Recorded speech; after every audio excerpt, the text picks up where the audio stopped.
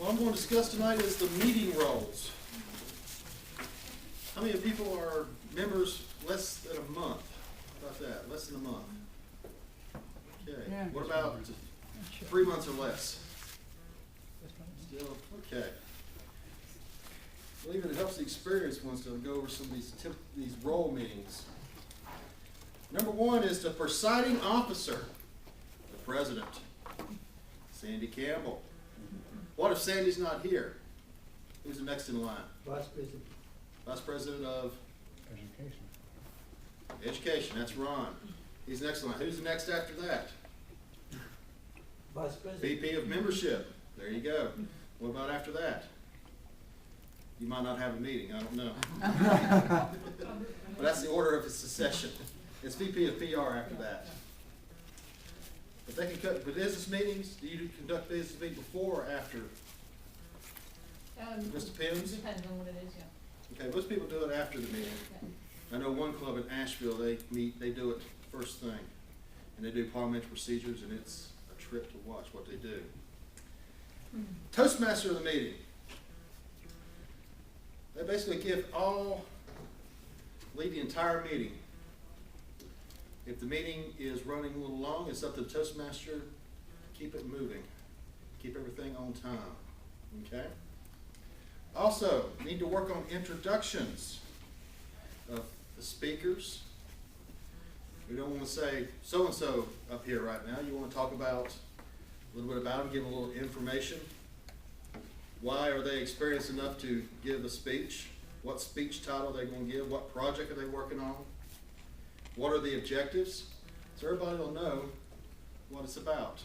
For example, the icebreaker speech is pretty simple. But you want to know this person's giving an icebreaker speech, which is about themselves, and the two objectives. One, get to speak in front of a group of people, knowing that you have speaking skills, and to bring those out. The second one is to realize there's areas of improvement. But you don't do that until you get up here and speak in front of others. But the Toastmaster Day should handle the entire meeting, just keep moving around, make sure the meeting's going smoothly. Be sure to work on the introductions of the people. That's important to lead them into what they're going to talk about.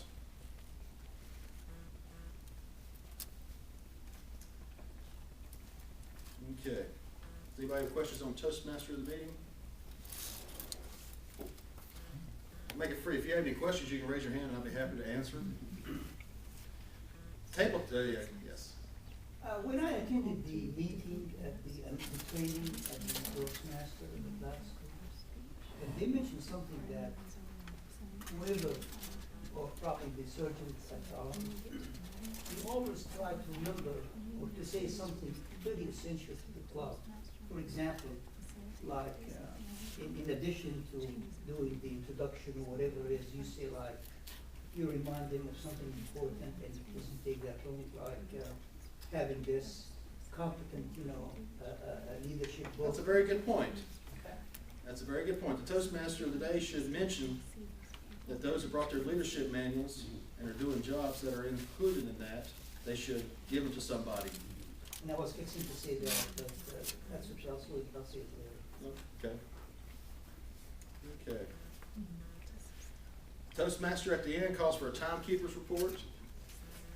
It's the last session, and then they turn the meeting over to the president. They don't turn control of the lectern. Because how do you take control of the lectern? You take control of the meeting. That's one of the things that people get hung up about. Is this a lectern or is this a podium? A lot of people get that confused and say a podium.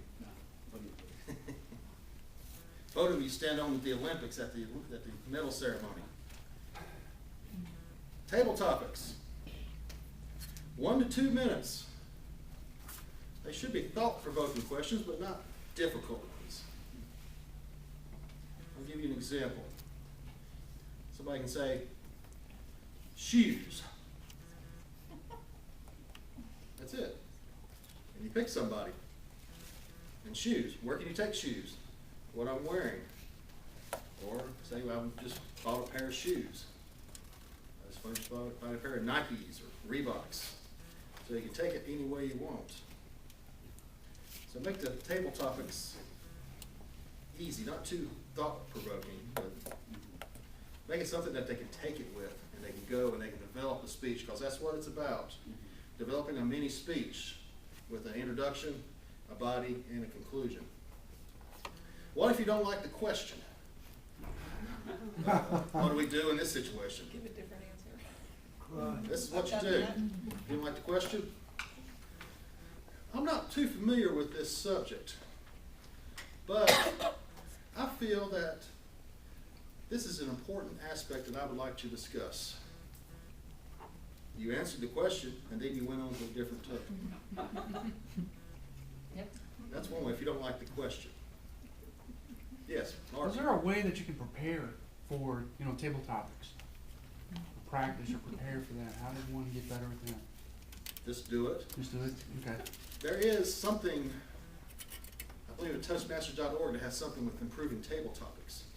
And there's also some in your magazines.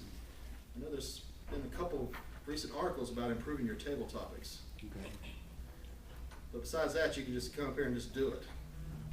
Yes, Ron? One question we had was, should you sort of announce the question and then choose a person, or choose the person and bring them up and just... Choose the question, then choose the person, because everybody's going to be listening. Okay. If you choose the person beforehand, then everybody else tunes out. Gotcha.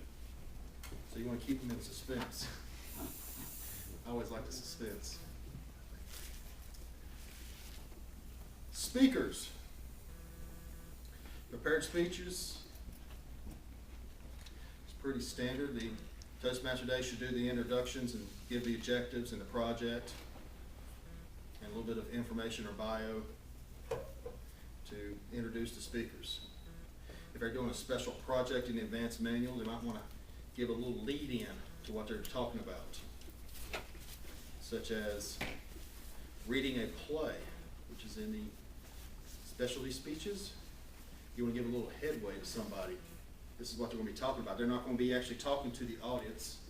They're actually going to be doing a play. Therefore, the audience needs to know that beforehand. Because when they look at it, they go, what's he doing? So you give a little headway of what they're going to do. So it's important that the Toastmaster Day does that. Gives the audience a leeway into what's going to go on with the prepared speeches. Master Evaluator. This is also called the General Evaluator in some instances. What do y'all call it?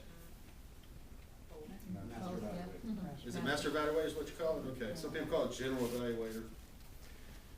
General Evaluator, what do I need to talk about for General Evaluator? Number one, did you start the meeting on time? Should make a point of that. Master Evaluator, is there a separate one for Table Topics Evaluator? Or is it Master handles everything? The master handles everything, Okay. just the grammarian. Okay, so the Master Evaluator, did the meeting start on time? Did the meeting go smoothly? Did the table topics master the questions? Did the respondents, how did they respond to the question? Did they do it with a body, introduction, a body, and a conclusion? Did they do certain things? Did they grab onto this? Did they lean such as this? Just things to pick up. People don't realize what they're doing. Therefore, the Master Evaluator should evaluate the table topics. Also evaluate the table topics master about some of the questions. You don't have to mention every single thing on Master Evaluation. You don't have to go through every single part of the meeting. You might want to hit the high points. Mention the fact that you did something good. Don't forget, don't be so critical. Don't be so given this improvement should have been done better. You should say this is what we did well. We started the meeting on time. The meeting flowed well. I thought the table topics questions were difficult. Like that, but you don't have to mention every single thing. Just pick the points. You may mention every single thing and be here for 15-minute Master Evaluation. How long does the Master Evaluator have in this club? 3 to 5 minutes. 3 to 5 minutes. And actually, I apologize, but I have to give you a 2-minute warning. So we Okay. can do our evaluation. Okay. Sorry. All right, not gonna mention anything about evaluators, except I think they're essential to what keeps this club moving. Yeah. And I'll leave that up to Dov. I won't steal his thunder. Time, pretty standard. Why do we have a timer? Somebody tell me why we have a timer. So we won't run out of time. So we run out of time. Actually, what's the third project in the basic manual? How to say it.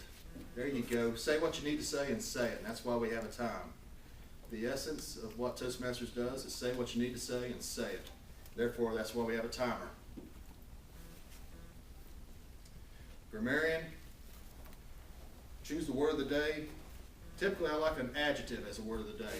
It's easy to get an adjective to be used in a sentence. Filler words, also, you knows. You know this, you know that. That's also, should be clicked. You have a clicker? You don't use a clicker, y'all just keep track of it. We did it one time. Okay. Also repeats, Hard. such as thee, or I. Repeats are also under fillers. Grammatical mistakes. If you see mistakes, mention them, but then give the correction. They'll say, well, you said this. Okay, I shouldn't have said that, but what should I have said? So give the mistake, and then give the correction. Audience, pretty standard. Don't be hostile. Don't make comments during people's speeches unless it's asked for by the speaker. Guest, I'm a guest, thank you very much for being. Joke master, tell a joke that's funny. Don't tell a joke that's offensive. Is there a joke master? Lord? Yeah. Well, instead of word of the day, they might have that thought of the day. How come we don't do it? And then the invocator is somebody that gives an inspirational thought, or some clubs use a prayer. Does anybody have any questions? Just gives a broad view of things to look for and some of the items that I see that clubs are doing they need to watch out for. With that, I will turn it over to Ron Wynn.